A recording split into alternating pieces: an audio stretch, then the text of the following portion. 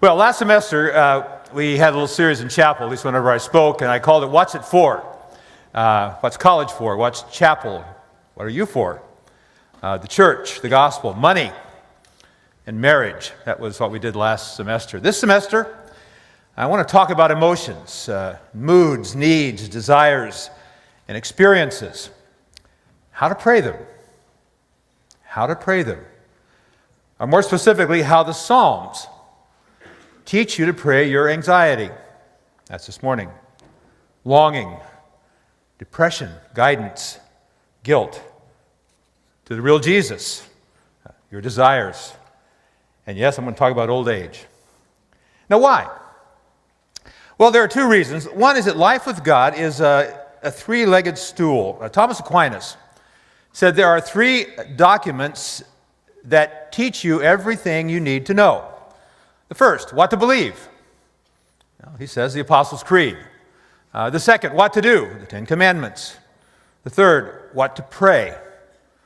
And he said the Lord's Prayer. Now, the first two are pretty easy. What's true? What are we supposed to do about it? It's about belief and ethics. What's true and what's right and what's good. But prayer, why is prayer so important?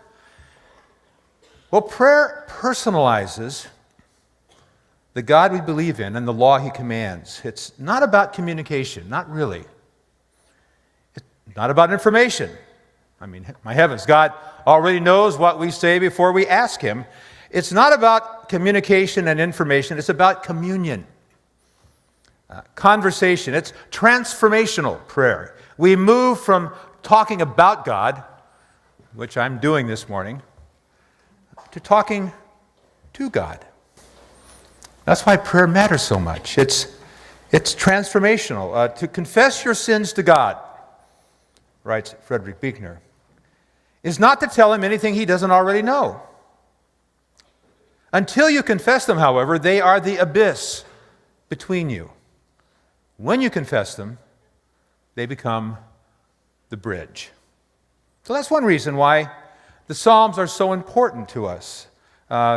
One of the three things we really need to know about. What to believe, what to do, and what to pray. But secondly, the Psalms are unique. They teach prayer as nothing else does.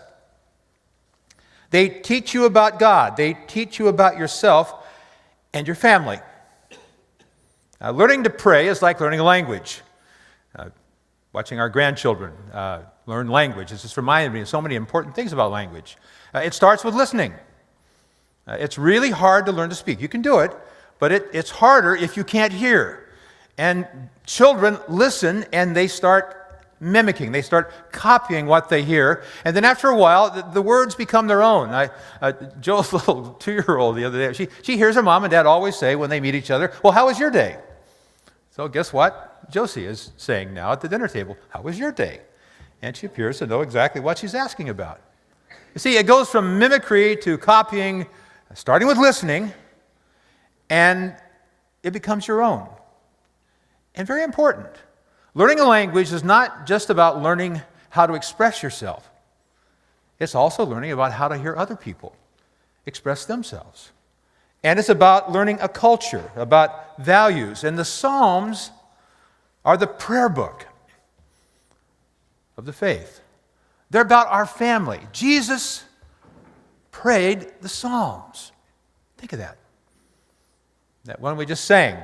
However He did it in Hebrew, He sang that one. And all the others. They're about us. Whether we think of us as all those who lived before us, we need to start thinking about that. Luther said the Psalms are a little Bible, since they set out in the briefest and most beautiful form all that is to be found in the Bible. That's true. If you want to learn the Bible, you can go to the book of Romans. That's a good place. It gives you a big view. But you can find no better place. If you want to go one place, you don't want to do that. You want to read the whole thing. But if you want to go someplace where you are introduced to every significant doctrine in Scripture, go to the Psalms. They put, and this is something RRS professors know, and you might want to encourage them to do. They put doctrine into music. Now, we don't know what the music was then, but we had a little taste of it this morning. They ask you to sing and to artfully set forth what's true. Now, have you thought about your beliefs as something that should be sung? Yeah, you do. You love to sing. Well, that's what the Psalms help us to do. And as Calvin put it, the Psalms are the anatomy of the soul. You find yourself in the Psalms. I'm going to read you an extended quote from St. Athanasius, a 3rd and 4th century father of the church, a very important man. We owe so much to this irascible, hard-headed man. He suffered greatly for the Orthodox faith.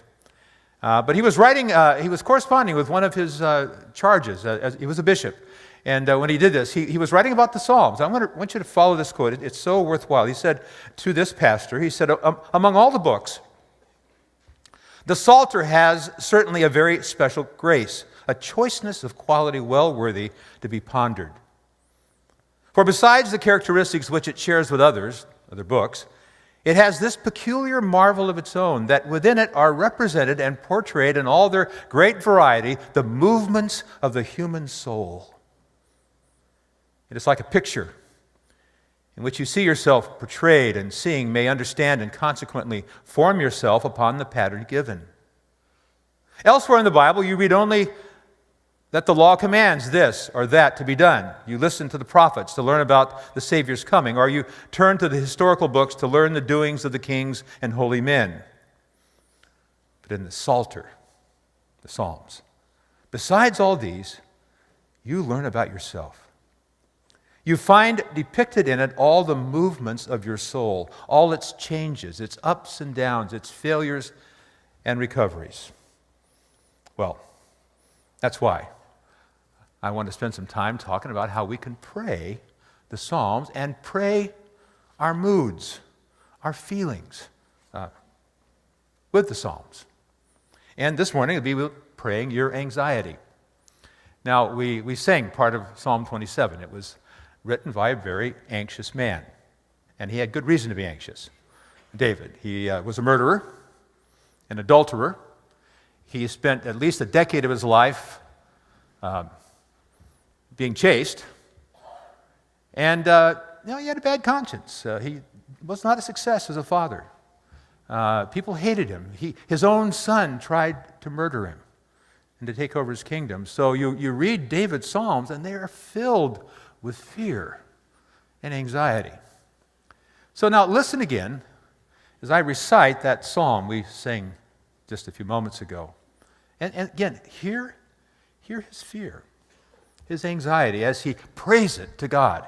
He said, "The Lord is my light and my salvation. Whom shall I fear? The Lord is the stronghold of my life. Of whom shall I be afraid?"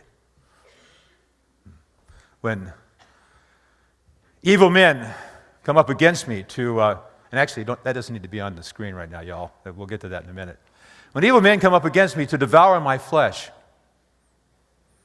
when my enemies attack me, they will stumble and fall. Though an army besiege me, my heart will not fear.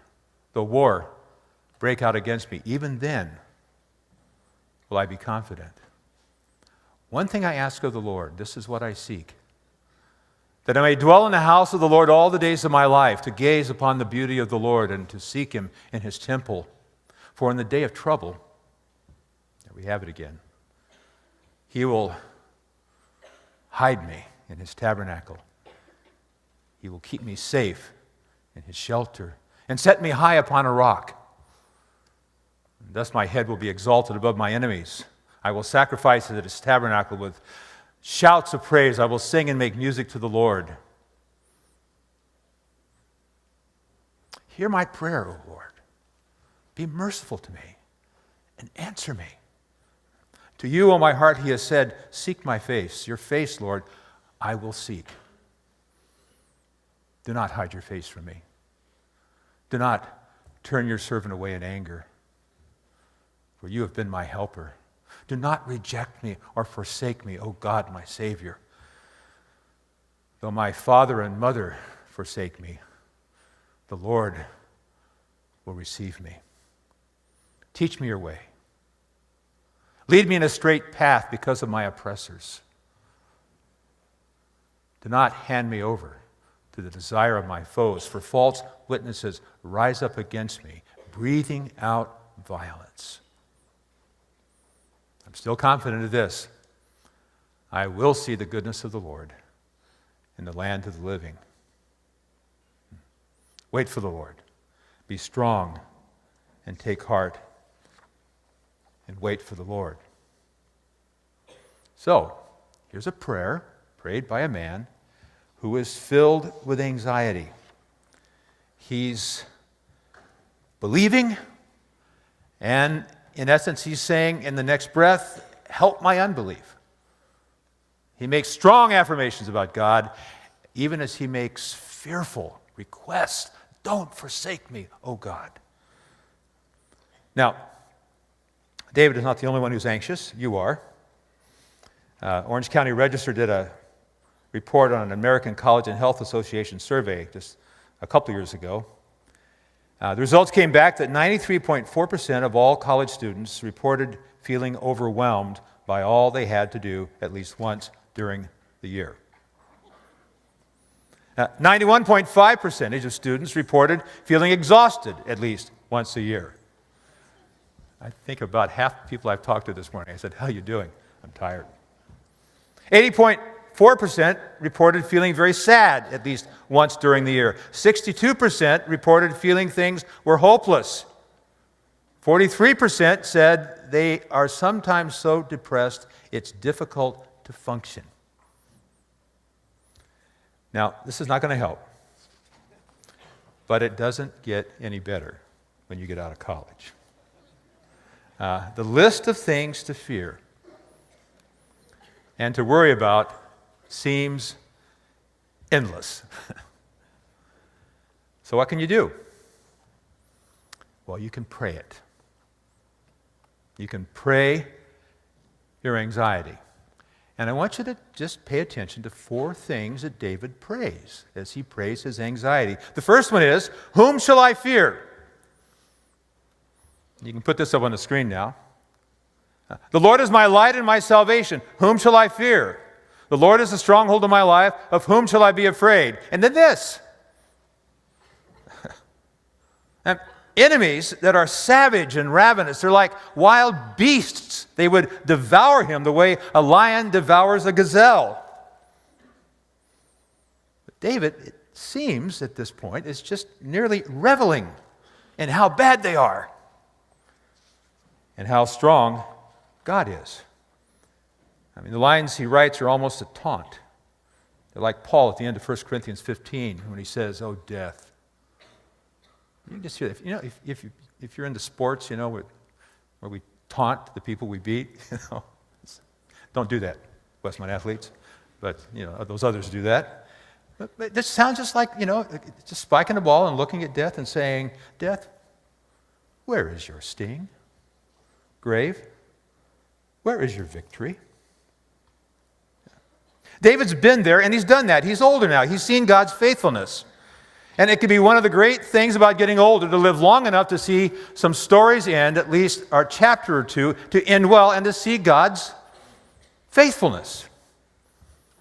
But whether he's seen it before or he's forgotten all about it, he's going to start off by saying what's true. I have very bad enemies, and they mean nothing but evil for me. But God, whether I feel it or not, is my stronghold. You know, I get to do something every year. I know this is going to shock some of you when you find out that actually it was me who was playing Santa Claus during the lighting of the Christmas tree. I know some of you took pictures with Santa, but it was me. And I love to do this, but I don't know what parents are thinking when they bring these children to Santa.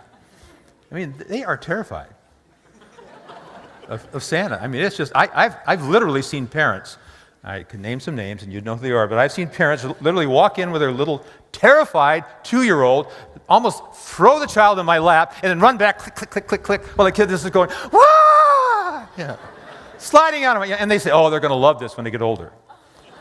And, and one parent in particular did this with 2 daughters in a row, and one was very small. Is this good? I mean, she watches her older sisters, maybe 3, just screaming while the Santa monster is holding her. And then guess who gets to do it next? The little kid has to come up and do the same thing. And so anyway, this last time, it was so cute. I was walking over to Kerwood, and I was dressed up like Santa. And these 2 girls, they've gotten older, and they figured it out. And they saw me, and they ran over to me. I wish you could have seen their faces. Just this triumphant, knowing smile. They didn't say a word, they just stood there. We know who you are. Well, that's a little bit what David's about. He's not saying that evil is ultimately good, or that behind evil is a really nice campus pastor or something like that. No, he's saying that God's faithfulness has stripped it of its power. Now here's the point. You can do that in prayer. Name your fears. Name them. In fact, fears gain power by not being named. And then you can name the God who is your stronghold. And do this whether or not you feel it, and do it over and over again until you do. The Psalms encourage that. Second thing that David prays, one thing have I asked, or that I ask of the Lord. This is what I seek, that I may dwell in the house of the Lord all the days of my life, to gaze upon the beauty of the Lord and to seek him in his temple.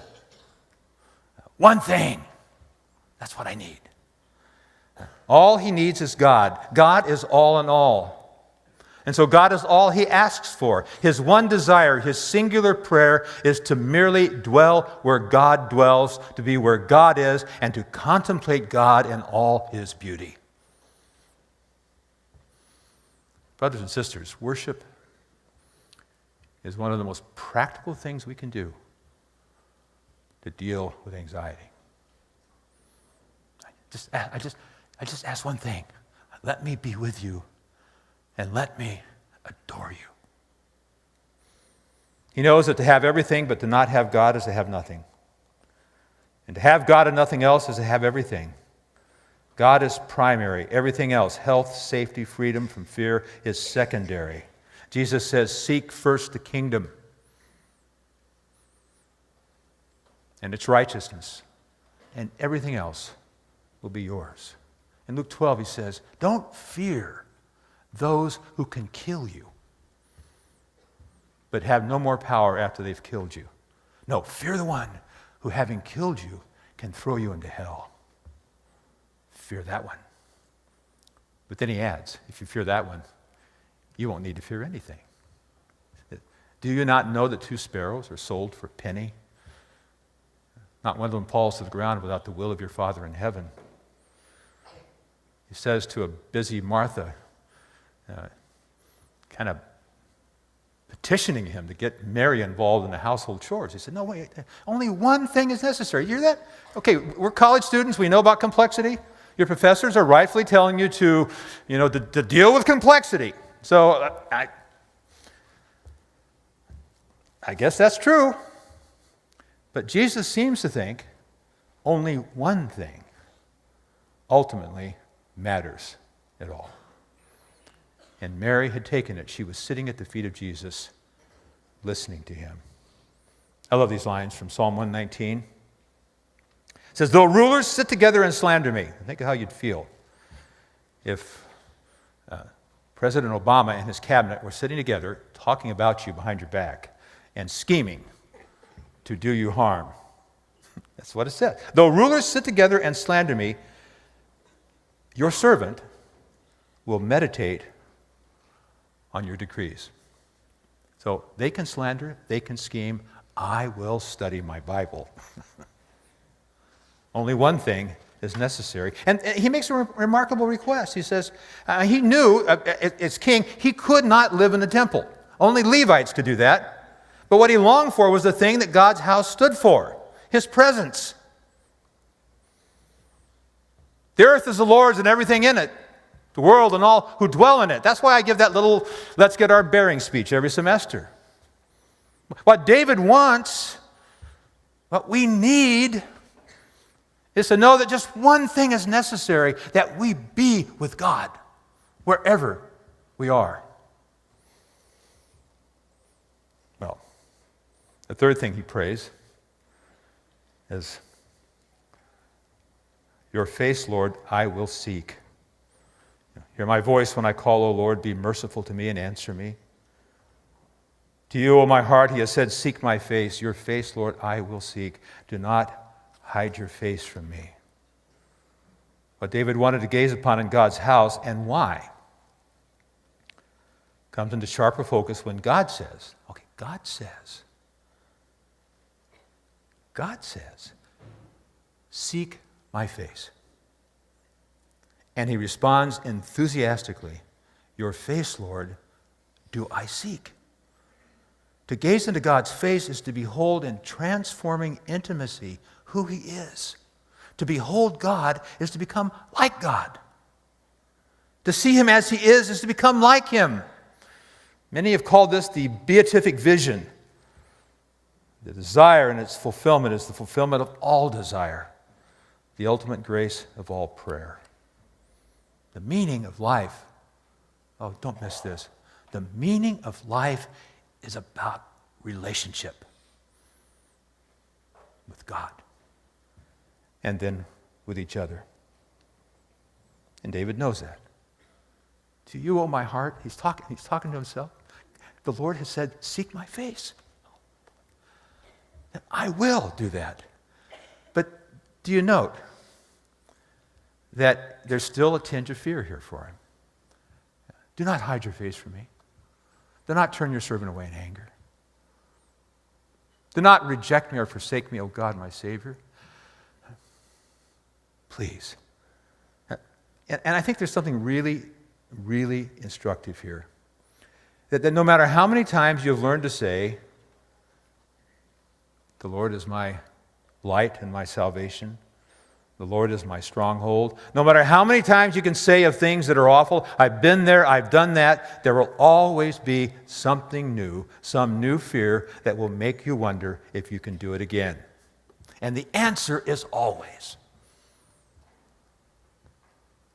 seek my face.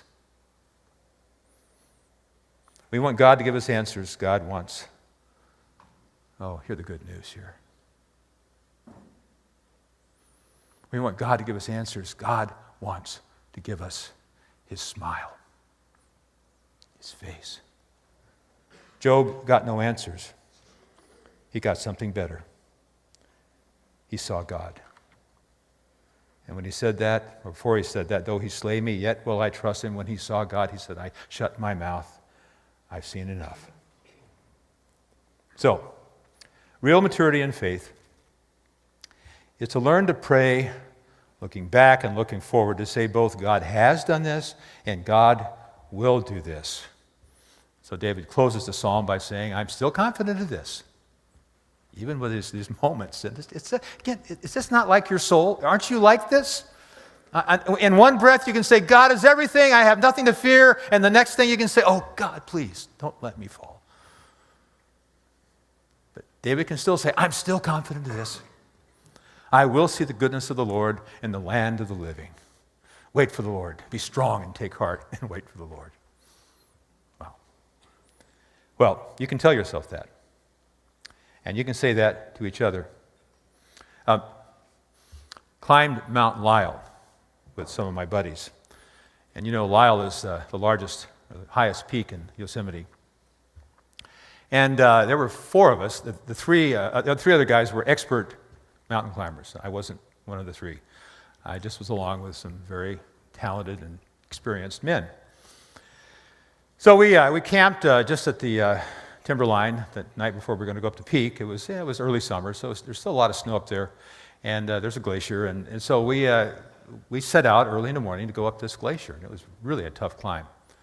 And we're kind of spread out, and I'm being competitive. See, the idea was to get to the peak and have our lunches at the top. And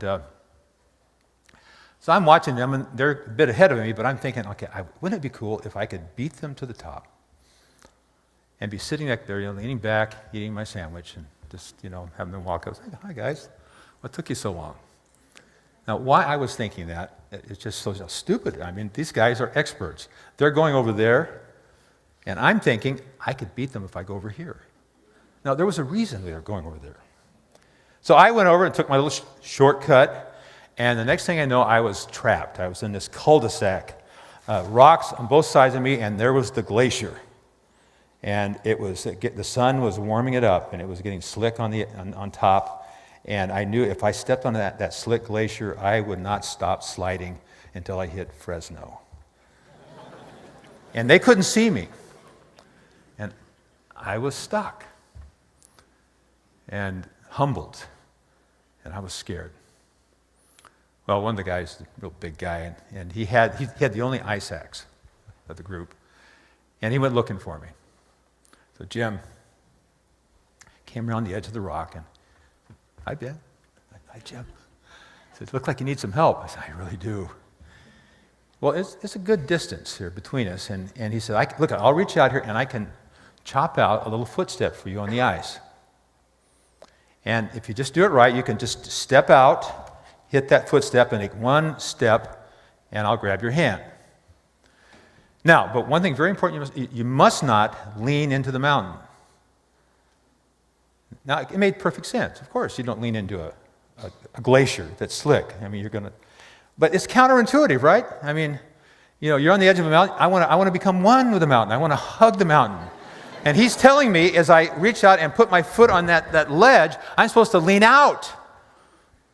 And then have this moment of I'm just one leg on the glacier, the other leg moving across it, and all I have between me and doom is his hand. Now, I've known Jim a long time, and I looked at his face again. Now, have I done anything to offend him lately? Would he have any reason to give me bad advice? Huh? All I had was that, and he had a big grin on his face. And I'm trying to interpret the grin. Is it a mocking grin? Well, maybe a little bit. Is it an evil grin? I don't think so. But I looked at my friend. I put my foot on that ledge. I leaned out against all my impulses, and I stepped across the glacier, and he took me by the hand.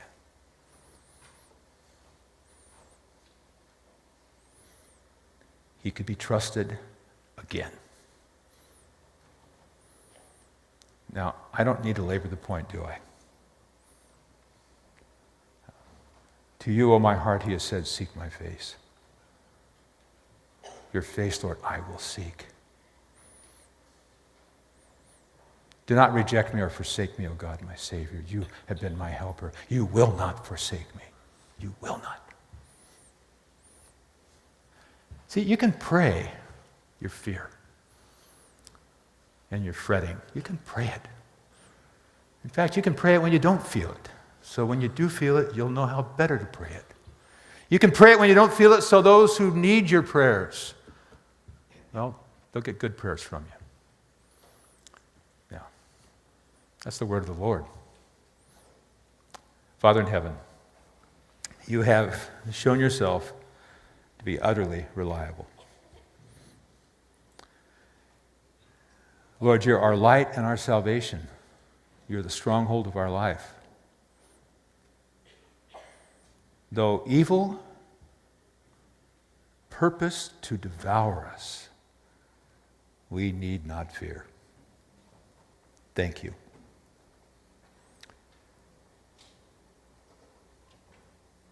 So go in the peace and the confidence of God's faithful love. Amen.